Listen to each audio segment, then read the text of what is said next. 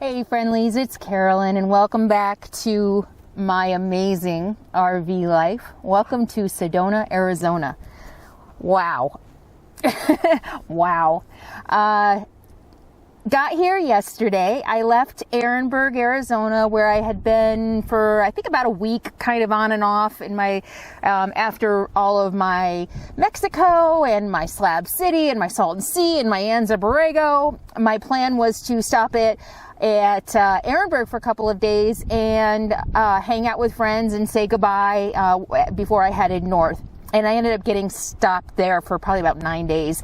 And so yesterday it was forecasted to be 93 degrees. It had been steadily rising and I was like, okay, time to go. So I headed north to Sedona, where it is about, I think, 5,500 feet. So it was about 10 degrees cooler. And I had a little bit of a challenging day. Of course I did, right? My plans were kind of up in the air. I kind of took off and I was like, well, maybe I'll go to Cottonwood, maybe I'll go to Sedona, but I want to take the scenic route, so it'll probably take me about 3.5 hours to get there. I decided on the way I wanted to go to Prescott because I heard Prescott was a really cool place, and it was Saturday, it was really crowded, and I couldn't find any place to camp. The closer you get to more populated areas, even in national forests, the harder it is, and I just couldn't find anything. So after wasting an hour there, I was like, okay, I'll head to Cottonwood. And got to Cottonwood, couldn't really find any place to camp. I don't know what was going on. Oh, and before I went to Cottonwood, my brakes overheated. I climbed 2 6,000-foot passes yesterday. I went from like sea level to 6,000 feet and back down to whatever twice. And my brand new front brakes completely overheated. They smoked, they stunk.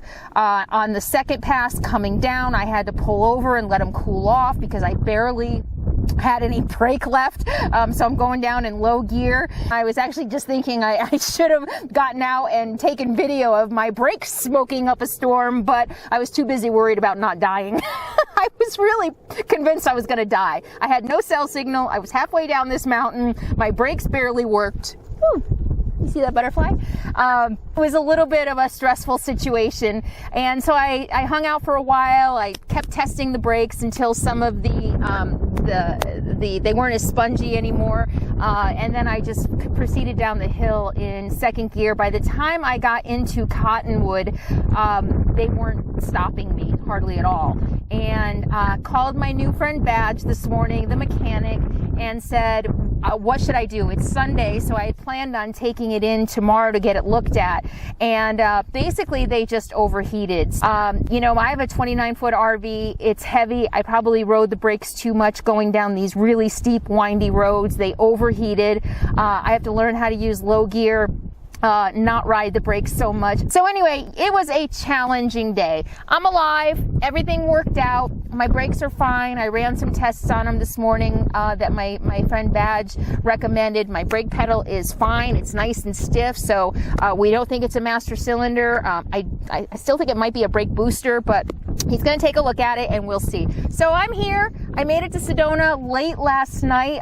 It was dark by the time I finally found a place to camp. Sedona's very, very crowded. This is where all the snowbirds go when it starts getting too hot in the south. And I ended up having to basically sleep on the side of the road on the side of 89A last night. It was pretty loud. So even before I had coffee this morning, I was like, oh, I can't bear it. I have to move. And I found a beautiful spot that I have been hanging out at all day. Oh, look at Capone. Is that a shot or what? And it looks like I'm in national forest, kind of on the side of the road near a trailhead, and I'm just gonna stay here for the night. I think it's gonna be fine. But I thought, as usual, my life being the cautionary tale that it is, I love telling you the stories, and I love sharing the good and the bad with you. You know, I'm out here learning as I go. I didn't grow up with brothers and fathers and uncles and aunts and grandmas, and I didn't have people, basically. So I didn't have people... you know, I didn't know how to drive a 13,000 pound RV. I did not know how to drive it. big rig drivers have to pass tests to learn how to drive a big rig, and maybe Class C should too, because I'm really learning as I go along. And honestly, after yesterday, I kind of feel like I'm pretty lucky to be alive. I mean, it's just part of the experience. I learn as I go. I share my experiences with you so that you can learn from me while I'm still here. I shouldn't joke about that probably. But if you're driving a giant vehicle, don't be afraid to use low gear. Tap the brakes, don't ride the brakes. I'm a little gun shy because of the brake issue I had. I'm a little worried to use my transmission, and I probably just need to get over that. But I'm learning how to drive it as I go. And that's what it is. No regrets. I learn, I grow, I prosper. But today has been a wonderful day. And, you know, I've had a lot of rough days out here. I was just actually talking to a friend the other day. I've been through a lot of emotional turmoil in my life. You know, a lot of stuff that people have, just a lot of stuff. But this year, and I've made it through, I've fallen down, I've picked myself up, I've been down rabbit holes, whatever you want to call, and I've picked myself up and dusted myself off and moved forward time and time again. And, that's just how I've had to live my life. That's been my survival. That's been my experience. But this past year, living in an RV has probably been the most stuff challenged I've ever been. Having to live in a garage for 9 days, having to deal with breakdowns on the road, having to deal with tow trucks, having to put $10,000 into my RV. But it has been a really challenging year. And I'm hoping that year 2 will be less challenging. So that got me thinking today about kind of reflecting on living in an RV and all the challenges that I've had. And even in the beginning, especially living in the shop for 9 days, there were days that I was just like, why am I doing this? What is wrong with me? Why am I doing this? My life wasn't hard. I had a pretty good life in the Bay Area. I had a business that was supporting me. I had a nice apartment. I had a nice car. I had friends. I was hiking and backpacking, and I'm like, what the hell have I done? There were times I'm like, what the hell have I done? But so I said to myself, well, sell Matilda and go back. And I got this feeling in my gut. I can't. Thelma and Louise is one of my favorite movies. And at the end, I think it's Thelma or Louise, they talk about going back or something. She's like, we could go back, or maybe it's not at the end. And Louise says, I can never go back. And I think about that. My life is forever changed. And to sit in an apartment or even a house and just to sit in one place and do the same thing day in and day out. At this point, being on the road, I can't see ever going back to that. Of course, I've only been on the road less than a year. Talk to me next year or 3 years or 5 years, and maybe I'll be grinding at the bit to get back to normal life. But right now, honestly, that's not an option. To me, going back almost feels like death.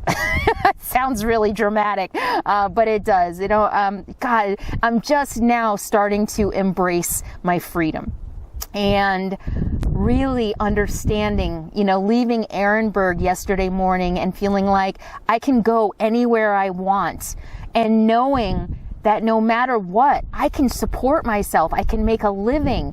I always have my consulting practice. I can always build websites. I can always do social media management. I can always get new clients. I've got a couple clients that have been pretty loyal for a couple of years. But in worst case scenario, I know how to bartend. I know how to wait tables. That's what I did. I mean, I didn't graduate college until I was almost 30. I'm a high school dropout. I dropped out of high school because I was waiting tables and smoking a lot of pot. And I thought, who needs college? And so I dropped out of high school and, and eventually went to community college and worked my way up to Berkeley. So I can always make a living. Waiting tables, cleaning toilets, I've done it all, and I can definitely go back to doing that if I have to. So knowing that, I can pretty much get through anything life throws at me because I have, knowing that I can always make a living, I can always support myself, is just a profound, enlightening reality that I'm just starting to feel. You know, I was emancipated a year ago, almost. April 1st will be a year. And it takes a while for that to really settle in and to really begin to understand what freedom is. I've been a little reflective lately, and everything that I'm talking about, everything that I went through yesterday, everything that I've been through in the last year, I just wanted to share that with you as usual. Maybe it'll persuade some of you who are, or maybe it'll dissuade some of you who are thinking about doing this, you know, think, oh my gosh, I can't do that. So I decided to do a video today about the top 4 signs that you are meant to be, I'm going to say, a nomadic full-time RVer. Because there's some full-time RVers who aren't nomadic. They just want to stay in one place. But this is for those who want to be nomadic. Here are 4 signs that you are destined to be a full-time RVer. And this is based on my own experience, because that's all I have. I can't speak for the world because I haven't met the whole world. So this is based on my own experience. So the 4 signs that you are meant to be a nomadic full-time RVer. Number 1, you hate routine and you get bored easily. You hate routine and you get bored easily. Does that sound familiar? I know for me, I had lived in the apartment that I left, I think for 2 years. And in the beginning, I was all excited. Oh, look at my new neighborhood and look at my new apartment. And there's all these parks and all these hiking trails. And look what I get to explore.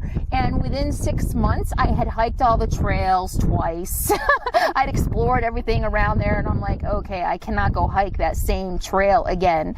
So by the time I had hiked all the trails twice, I was like, okay, this is boring. I'm done. I can't walk that same trail again.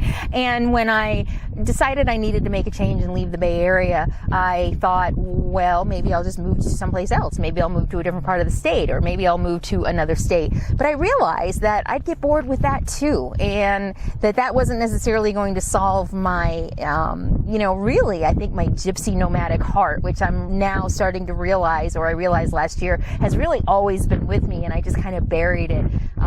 You know, I think a lot of times our true selves just really gets buried under a lot of the garbage and a lot of the baggage and a lot of the junk that gets piled on top of us by society, family, friends, everything, you name it.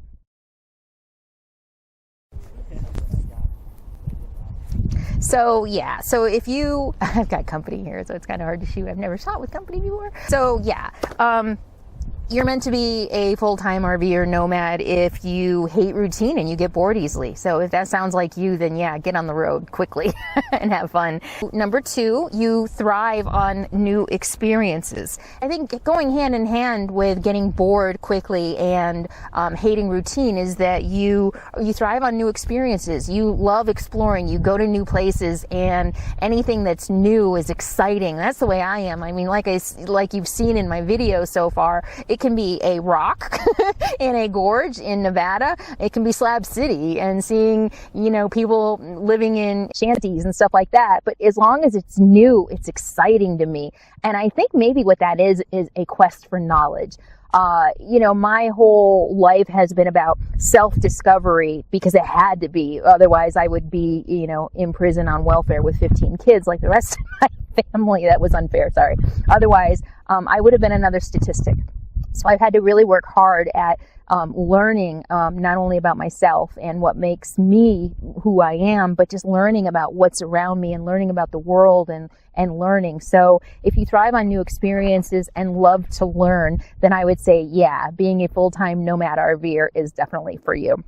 Number 3, the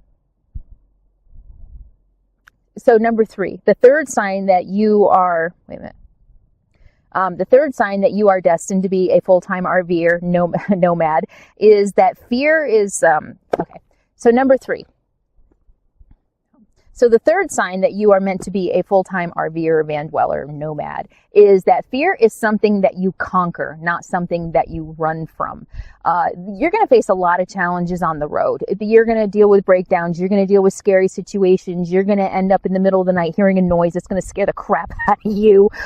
You know, there's just a million variables. When you're in your house, you're contained. Your world is contained. You go home, you go to work, you go to the store, you take the kids to soccer practice, whatever it is, it's very contained. But when you're on the road and everything is loose and fluid, nothing is contained. And you have to be able to manage your fear. And for me, fear has always been something to conquer. The very first time I realized that was when I started backpacking early in my 20s. I learned how to backpack with a boyfriend. We broke up. And I wanted to learn how to backpack by myself, but I was scared to death to be in the wilderness alone at night. I mean, seriously, I had Freddy Krueger nightmares, and I was like, oh my gosh, it was the scariest thing in the world to me to be alone in the woods at night. So I said, you know what, I'm not going to let this hold me back. And I went on a backpacking trip one night by myself, and it was the most terrifying thing I had ever done. It was really scary. I thought I heard chainsaws and everything. I mean, it was pretty scary, but I survived. And I went on, as you know, to do a lot of backpacking alone and 26 days alone on the John Muir Trail. And I never heard chainsaws and never had Freddy nightmares. So yeah, if fear is something that you would rather, that you conquer, if you see it as something to overcome rather than something that is going to hold you back, a lot of the people even who comment on my videos say, oh my God, why would you do that? That's so scary. Yeah. That's exactly why I do it. I am not going to let fear hold me back from doing the things that I want to do. So if that's how you handle fear, if that's how you manage fear, then yeah, I think living in an RV or a van and living a nomad life is for you. So fear is something that you conquer, not something that you run away from. And finally, number 4, the fourth sign that you are destined to be a full-time RVer or van dweller is that you're at your best when you're challenged. You know, a lot of people, my ex-husband, I hope he doesn't watch my videos, one of the big differences between us is when something went wrong, oh my God, you freak out. Oh my God, it's the end of the world, the sky is falling, and oh my God, what are we going to do? And I'd be like, oh my God, relax. And oftentimes, some of the best experiences came out of those situations when everything went wrong. And so I look at challenges as opportunities to grow, opportunities to explore, or whatever. But if you're the type of person who, you know, when a plan goes awry or when a challenge comes up, you just freak out and you can't think and you're paralyzed, then, you know, then maybe living on the road isn't for you, because you really do need to learn how to go with the flow and deal with challenges in a rational, calm way. Yesterday, when I was coming down the mountain and I thought my brakes had gone and I thought I was going to die, you know, I was like, all right, I'm not going to die. What am I going to do? Put it in low gear, test the brakes, and just, you know, real methodical, real strategic way to think about how I was going to deal with that challenge. Because if I would have freaked out, I would have died. I really think a lot of times people die because they freak out when they're dealing with a challenge or a stressful situation, instead of being able to just breathe and think and say, okay, what am I going to do with this, and how am I going to get out of it? So yeah, so if you're at your best when you're challenged, because yeah, you're going to deal with a lot of challenges on the road. You know, almost every day, I think, if you're traveling, you're going to deal with some kind of a challenge. Okay, so those are the 4 signs based on my experience that says that you are destined to be a full-time RVer or van dweller and a nomad. So number 1, you hate routine and you get bored easily. Number 2, you thrive on new experiences. Number 3, fear is something that you conquer, not something that you run away from. That's a pretty big one, I think. And number 4, you're at your best when you're challenged, that you can think on your feet, you can troubleshoot, and you can get yourself out of whatever situation. All right, as always, thank you so much. I hope that helped, and I hope that inspired you, because that's what the goal always is, to inspire you. So until next time, as always, be happy, be free, and be kind. Talk to you soon.